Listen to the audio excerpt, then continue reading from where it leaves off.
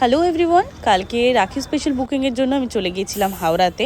তো দিদি আমাকে ইনস্টা থেকে দেখে বুক করেছিলেন, আর পুরো ডিজাইনটাই কিন্তু ছিল কাস্টমাইজ করা রাখির উপরে। এই পুরো ডিজাইনটা যে কার্টুন ক্যারেক্টার দুটো তোমরা দেখতে পাচ্ছ, সেই দুটো কিন্তু আমার পিন্টারেস্ট থেকে নেওয়া।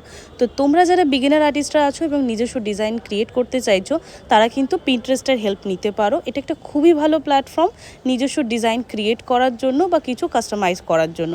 বাট হ্যাঁ, অবশ্যই তাতে নিজস্ব কিছু ক্রিয়েটিভিটি রেখো, কারণ এলিমেন্ট তো তুমি কোথাও দিয়ে পেয়ে যাবে, কিন্তু সেটার প্লেসমেন্ট কী হবে সেটা ডিপেন্ড করছে তোমার ক্রিয়েটিভিটির উপর। কারণ প্লেসমেন্ট যত সুন্দর হবে, ডিজাইনও তত সুন্দর লাগবে দেখতে।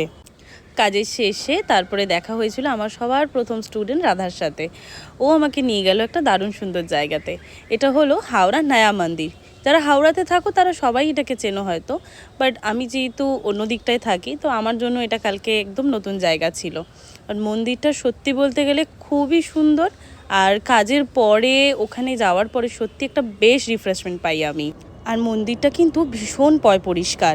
তোমরা যারা এই মন্দিরটাতে কখনো যাওনি, তোমরা একবার গিয়ে ঘুরে দেখে আসতে পারো। এটা হাওড়া থেকে তোমরা ডিরেক্ট বাস পেয়ে যাবে নয়া মন্দিরের, কিংবা টোটোও পেয়ে যেতে পারো, টোটো অটো যে কোনো কিছু। আমি এক্স্যাক্টলি লোকেশনটা খুব ভালোভাবে চিনি না, বাট যেরমভাবে আমি এসছি আমি সেই হিসেবেই তোমাদেরকে বললাম। আর এই মন্দিরটা হলো আহিরিটোলা ঘাটের একদম উল্টো দিক।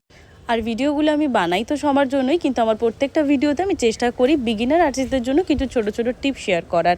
তো তোমরা যারা আমার কাজ পছন্দ করো, তারা আমার প্রোফাইলটিকে প্লিজ লাইক, শেয়ার আর ফলো করে দিও। চেষ্টা করবো আগে আরও অনেক কিছু শেয়ার করার।